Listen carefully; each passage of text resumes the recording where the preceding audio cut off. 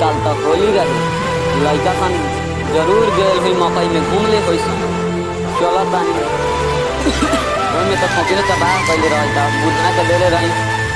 100 गो रोपे या का जाने सरवा कैसन दवा दिया लगे कि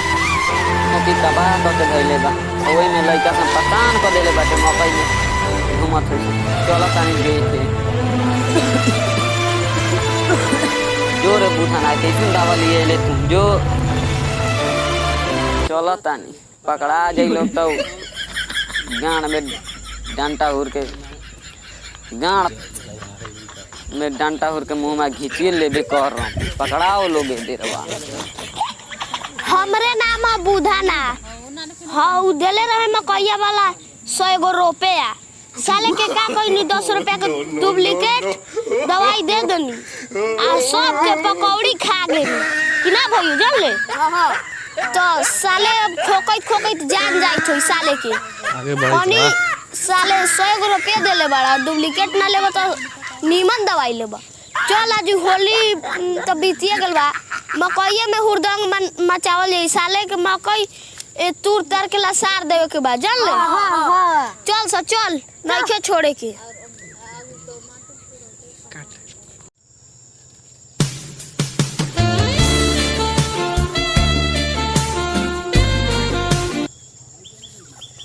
हाँ तो होई तो देखल जाए आज मकई के तो सत्यानाश मिलाइए धन बानी छ आवे दो ओकर धोती कुर्ता फाड़ के मड़ुआ बो देवे के बा ठीक बा अब कौन कौन बाटी ओही में तो खोखी परेशान कैला ही बा पकड़ा जाइलो गाँड में मड़ुआ बो के उपजा कई दे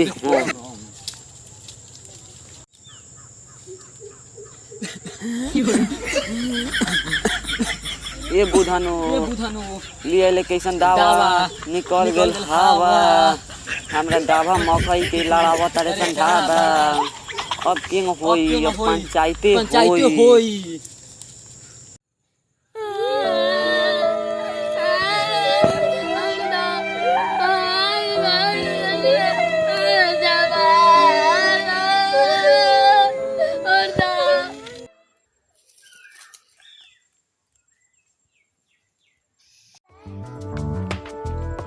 काम कुछ हलो बकारे जी मुखिया जी बोदना में बुढ़वा में मकई लसरले बस ओकरे हाला बाटे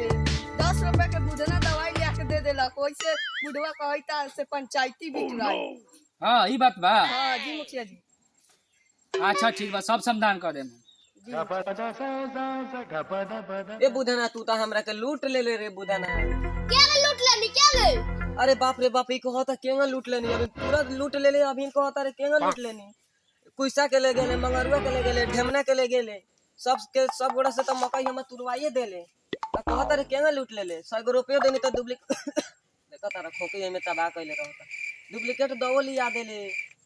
10 रुपया के पकौड़ी खा गेले कहता रे केंगा लूट गेनी मुखिया जी ने फोन कइले बानी मुखिया जी आवत होइहन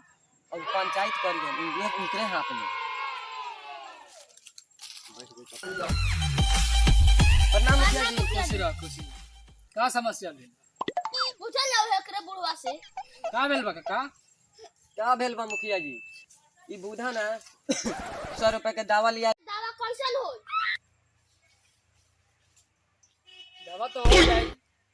दवा 10 रुपया का तू लेला काहे गलती हो गई मुखिया जी तो बूढ़ आदमी के परेशान कर देला गलती हो गई मुखिया जी माफ कर देवल जाओ बूढ़ आदमी के पैर पकड़ के माफी मांगो माफ कर दे बाबा ई माफ कैसे हम करी हमर इतना संपत्ति ध्यान कर देल बाड़ा तू ओई में बूढ़ आदमी कितना कल पावत तारा ई कैसे माफ करी अब मुखिया जी के कुछ लागी है में मुखिया जी रहुए अब तरह ऐसी समस्या करी ज्यादा बूढ़ आदमी बा 500,000 दे दिया ठीक बा मुखिया जी हम दे दे हम कब तक मिल जाई ध्यान परसों में दे दे मुखिया जी पूरा पैसा अच्छा ठीक बा हो गेल हां मुखिया जी कितने हम रहुआ से हमर विनती बा चला ठीक बा चला जा लगन घरे मुखिया जी